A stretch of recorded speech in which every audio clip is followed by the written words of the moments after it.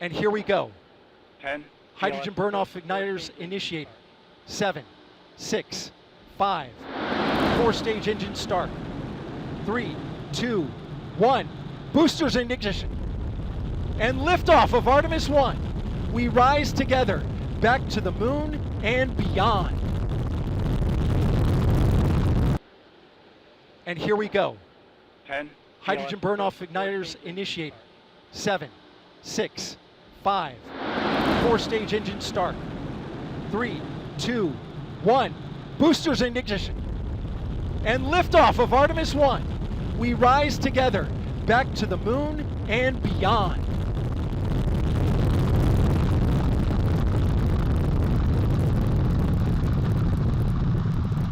All 4 RS-25 engines on the core stage and 2 solid rocket boosters now propelling the vehicle at 128 miles per hour.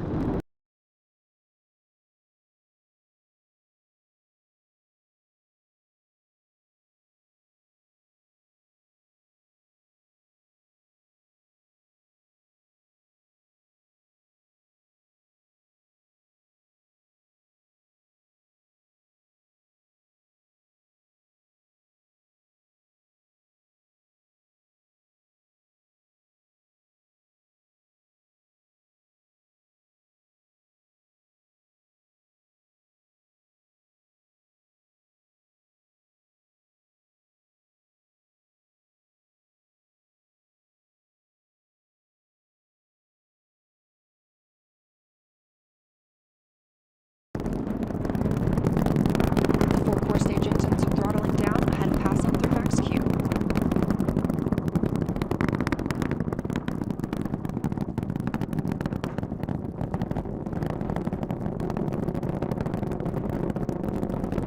Now 1 minute, 21 seconds into the flight, traveling at 1,420 miles per hour. The 4 core stage engines are back at maximum thrust. The next major milestone will be for the solid rocket boosters to cut off and jettison at about 2 minutes and 11 seconds into the flight, so about 30 seconds from now. Again, quiet here in Mission Control Houston as teams continue monitoring the flight of Artemis 1. We're now 16 miles downrange from the launch pad at Kennedy Space Center, traveling over 2,800 miles per hour.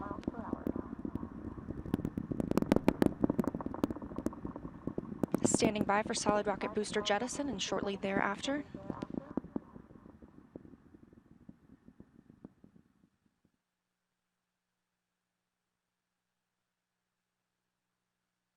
Confirmation that the solid rocket boosters have separated these 177-foot boosters.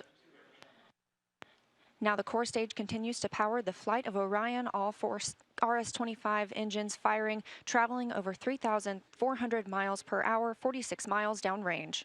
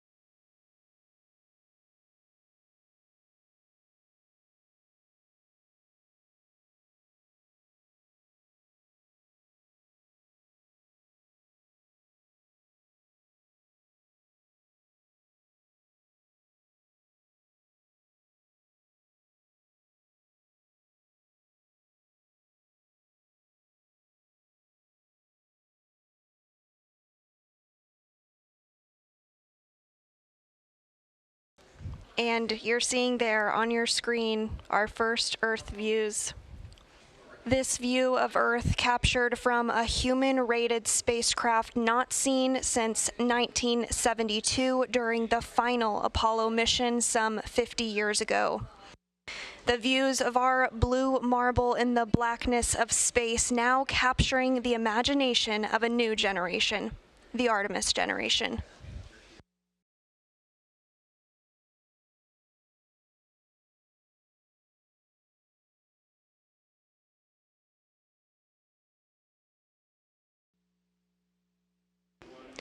At 6:44 a.m. Central, just about 9 minutes and 30 seconds ago, commands were sent for the outbound powered flyby burn to occur with the Orbital Maneuvering System engine, or OMS engine, on board Orion, which sends Orion close enough to the lunar surface to leverage the moon's gravitational force and swing the spacecraft once around the moon toward entry into distant retrograde orbit. Following this, Orion will remain in the distant retrograde orbit for 1/2 elliptical orbit around the moon, which will last about 6 days.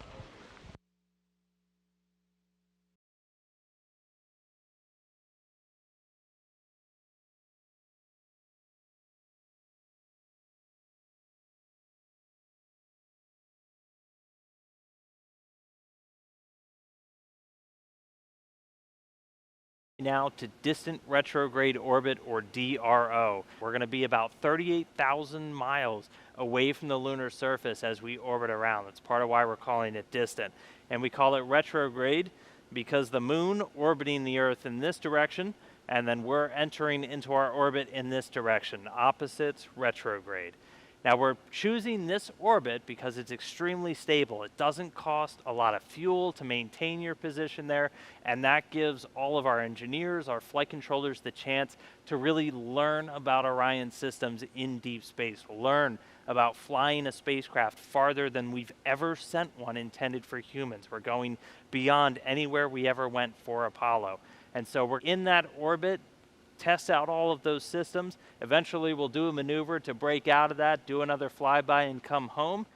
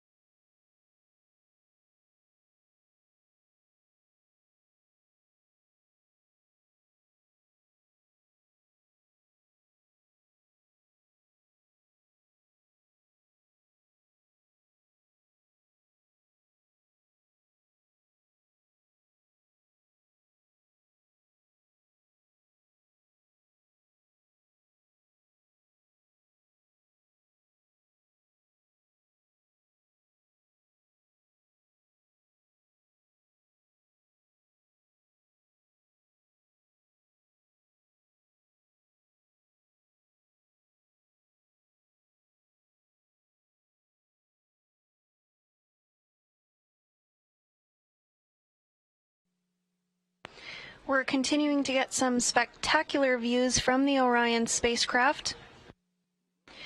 From this view, Orion is 1,277 miles above the lunar surface following its return-powered flyby-burn, which sent it around the backside of the moon. Orion now has its sights set on home. This view is from one of the solar array wing or SAW cameras on board the vehicle. The vehicle now over 1,680 miles away from the moon. And that small sliver towards the bottom of your screen, that's here, that's home, that's us. And that is where Orion is headed next.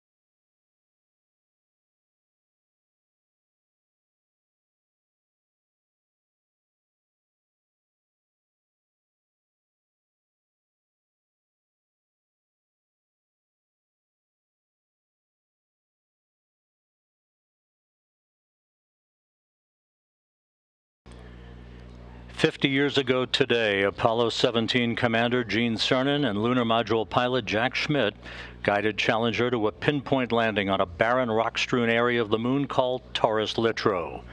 A half-century later, NASA's newest moon explorer, the Orion spacecraft, is barreling its way back home after circumnavigating the moon and beyond in an elliptical distant retrograde orbit, now less than 2 hours away from splashing down in the Pacific Ocean west of Baja California to complete its shakedown mission that has opened a new era of deep space exploration." Thank you, Philip. And again, a live view of Orion closing in on planet Earth, now about 11,000 miles away from Earth, as it continues a very, very precise trajectory for a splashdown that is scheduled at 11:39 and 42 seconds a.m. Central Time this morning.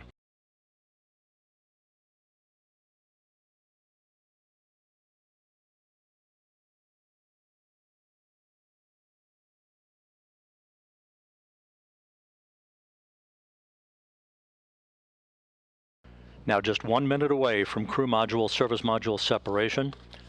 We'll be standing by for confirmation of that from the 10 seconds until SEP.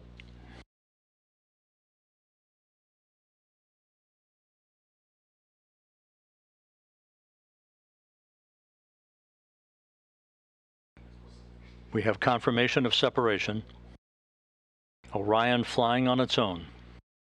Again, the separation occurred right on time at 11 a.m. and 11 seconds Central Time, with Orion 3,200 statute miles away from Earth. The European service module has done its job. Just 1 minute away from entry interface.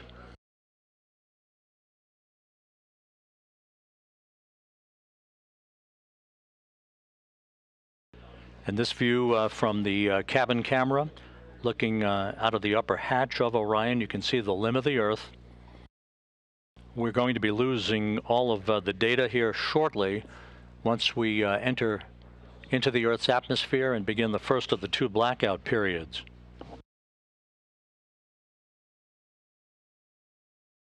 Again, this is a visualization of what should be happening with Orion at the moment, although we are in a blackout period that should end about 3 minutes and 15 seconds from now.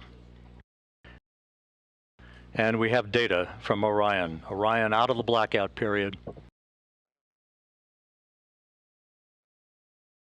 Flight Dynamics reports that Orion is right on the money, coming right down the pike. A good view out of the cabin camera looking out of the upper hatch of Orion.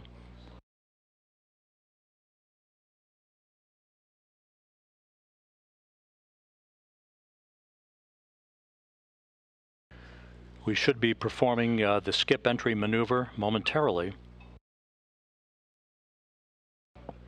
Good communications established with Orion.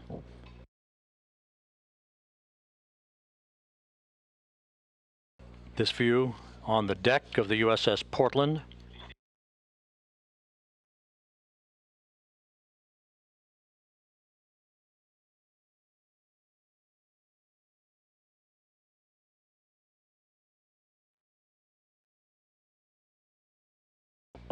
And there is a view out of the cabin camera of Orion as it continues a series of role reversals. We have data back from the spacecraft. Flight Dynamics reports Orion straight and narrow on a true course toward its splashdown site. Forward bay covered jettisoning less than 3.5 minutes from now.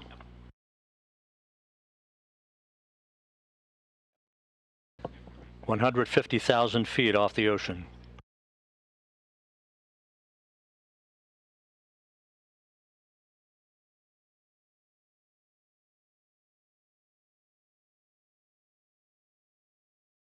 Orion now traveling at Mach 10. Orion now at 50,000 feet.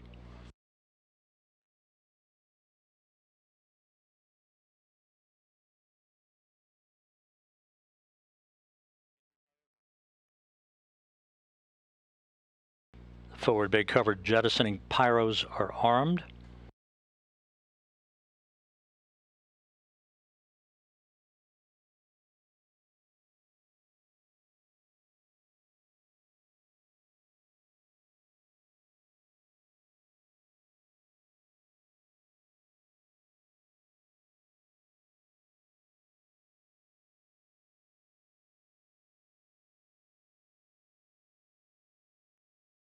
$25,000 feet.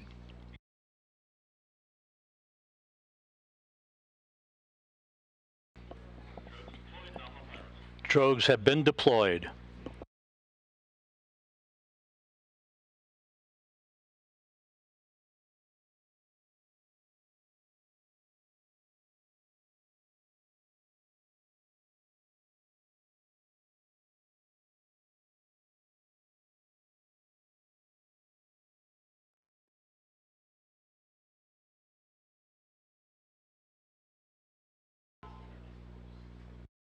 Two good drogue shoots reported by the recovery team out in the Pacific. The descent rate is right on the money. Orion's velocity now down to 282 miles an hour. Range to splashdown 1.5 miles. 10,000 feet now.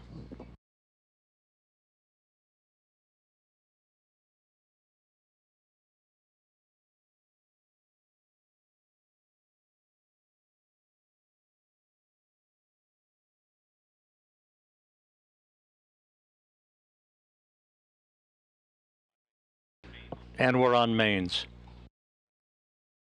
5,000 feet.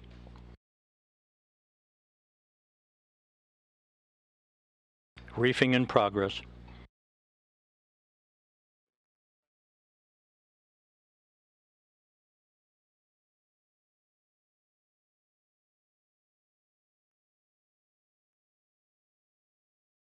3 good main chutes for Orion.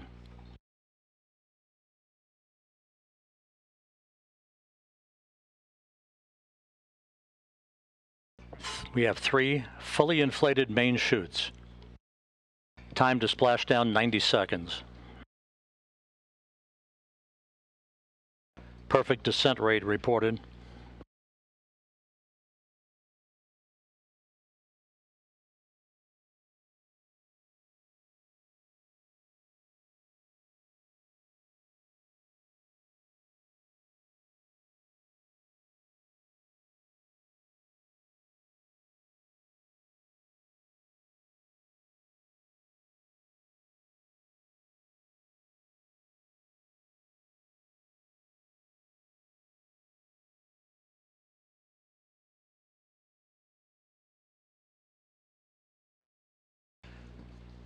And there it is, high over the Pacific, America's new ticket to ride to the moon and beyond now in view.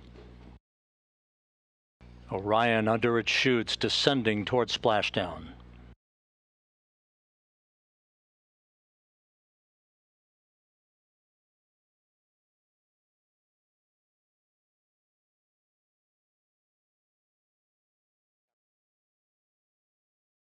Orion in the perfect orientation for splashdown, just seconds away.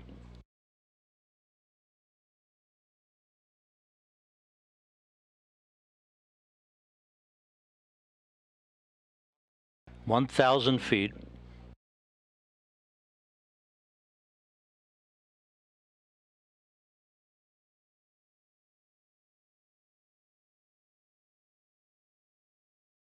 Good descent rate.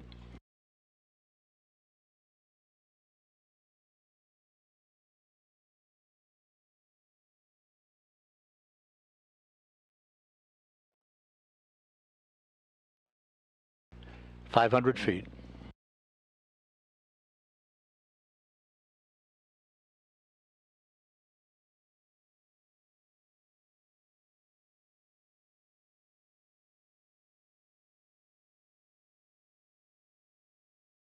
Splashdown. From Tranquility Base to Taurus Littrow to the tranquil waters of the Pacific, the latest chapter of NASA's journey to the moon comes to a close. Orion, back on Earth.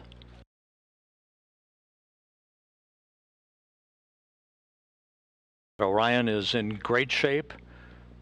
Stable 1, just in the orientation that had been expected.